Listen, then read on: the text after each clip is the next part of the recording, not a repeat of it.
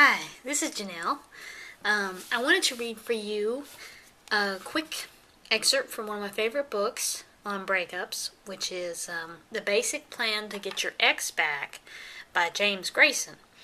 Now, one of the nicest things in this book that I really found helpful when I first read it was the summary and action steps, which are, I'm reading this on my Kindle, so it's at 94%. I'm not sure what page that is in the book if you have the ebook.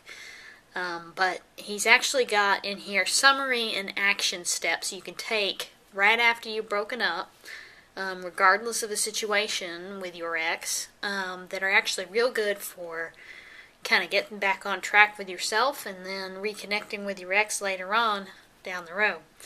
So the first step is to use the calm breathing techniques that he outlines in the deep breathing exercises when you feel stressed. So this will help you regain equilibrium in your life after the breakup and ultimately make you attractive to your lover again. Number 2 is to develop a caring, accepting mindset. Take the good with the bad. Be okay with yourself. You're going to feel like crap. We all do. You'll feel good again someday. Perhaps sooner than you think. And if you remember that and carry it with you in your heart, then the breakup doesn't seem quite so difficult for a little while, if you know what I mean. And then the third step is to write your breakup letter. And he tells you exactly how in this book you need to write your breakup letter.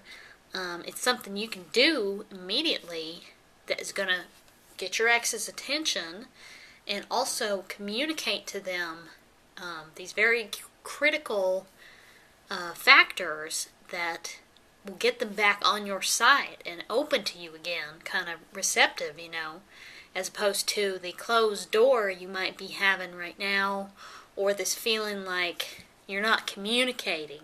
The two of you aren't getting each other anymore. You're not on the same wavelength because there's this rift in your relationship. So when you write the breakup letter, he actually spells it out for you exactly what you need to say in this handwritten letter. That's real important.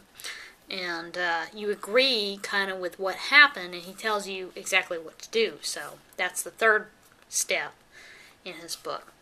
Now, the fourth thing, he goes into a little more detail about your intimate relationship with your ex, and to kind of examine things, that you weren't happy with in your relationship that, may or may not have contributed to your ex dumping you. It could have been a communication problem. For example, if there was something you weren't happy with and you didn't communicate that to your ex, they probably, could sense it or had a feeling that there was just something there you weren't saying. So that's why it's so important to be totally open and honest, as he tells you in this fifth thing. Be willing to put yourself in their shoes and always step outside your own feelings, because those are going to come up over and over. You're going to be thinking about your own hurt and pain, but you have to remember that your ex is in the same situation, and the only way to kind of move past that is to forget about yourself for a minute and forget about your own pain and actually think about theirs and make that extra step. Say, what are you feeling right now? What's going on in your mind? Or how could we do this differently? Kind of get the voice of reason back into your relationship, because we get so caught up in the emotions quite often. Now, number 6 is to create positive moments, to interact with people as much as you can. Now, this is, your ex you may or may not be talking to, but this is people outside your relationship. Your family, your friends, co-workers, people you see on the street, anybody that, you can have a good conversation with. Maybe the grocery store.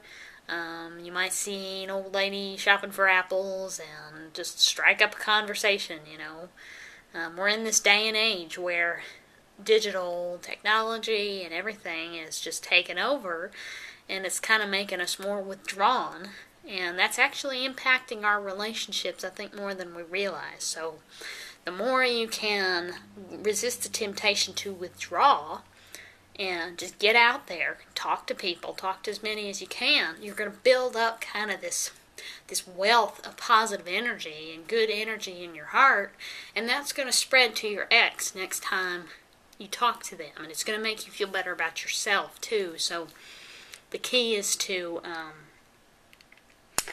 create those positive moments as much as you can, and to start where you have some control in your life, like just people you meet at the store or in your college class,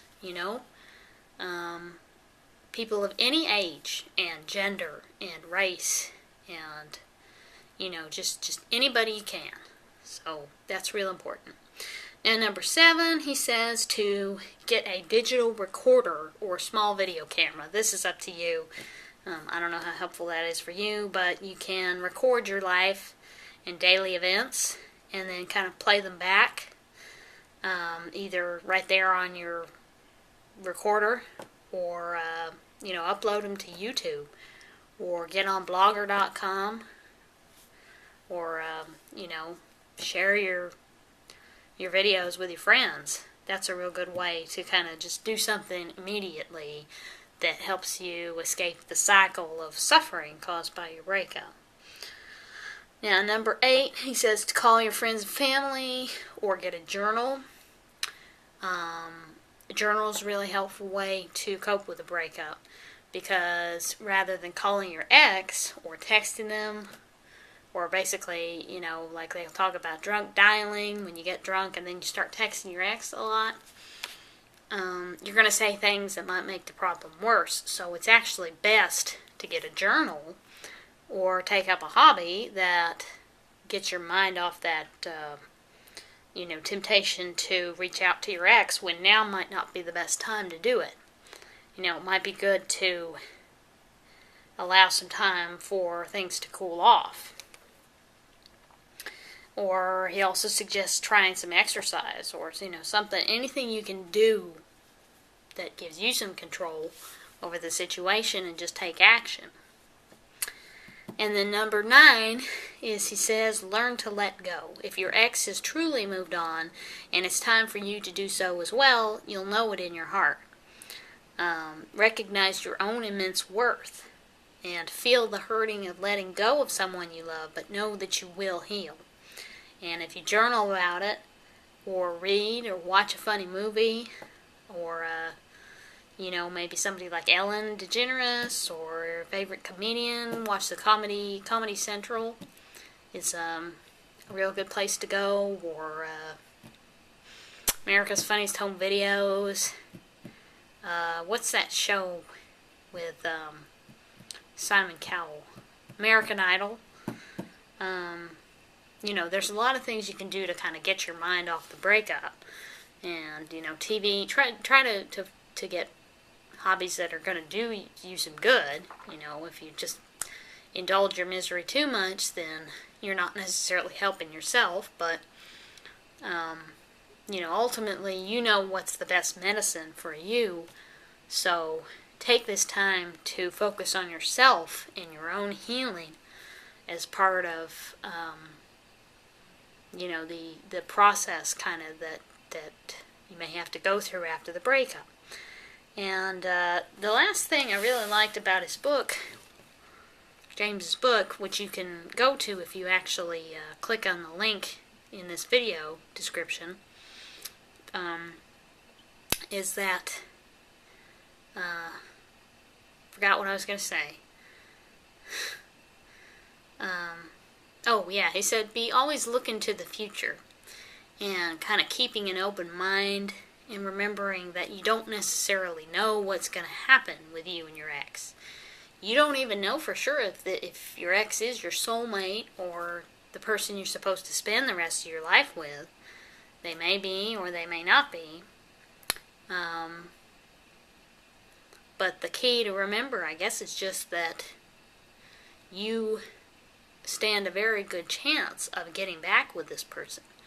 And a lot of people are going to tell you time and time again, no, it's not going to happen, you just need to let go and move on, and there's kind of something inside you that said, well, you could be right, but maybe not. Maybe there is still a chance for us to get back together. Maybe I just need to listen to what my ex is saying and really think about what they're saying without making a judgment or imposing my own thoughts on them. And if I come at the problem with an open mind and an open heart, I can see that, maybe there's some truth to what they're saying. And maybe I really need to be making a better effort myself to reach out to them. And when I make the first move, they will reciprocate. So that's one of the things he says in this book that really touched with me anyway. I really thought that was some good wisdom, kind of good advice. So, yeah, those 9 steps I just went through with you are in this book at 96% on Kindle, but you can also, I'm not sure if he's published a book on Kindle. I just put it on my Kindle from the ebook format because I have a little program that switches them around. But the book is in ebook format. You can download it as a PDF file if you've got Adobe PDF Reader, or I'm not sure if you can do that with an iPad because I don't have one. I'm pretty limited. All I got is this little Kindle here and my computer. I'm kind of on a budget right now, but yeah, it's good advice, I think, for anybody going through a breakup. So if you want to read the book, just click on the link in this video, and that's going to take you to the next step you'll need to do to find it. And I hope that things are going okay for you, and that you're having a good day. Things may be not so great right now, but I promise you they're going to look up if you just stick with it a little bit. Just hang in there. So, this is Janelle signing off, and I hope you're having a wonderful day.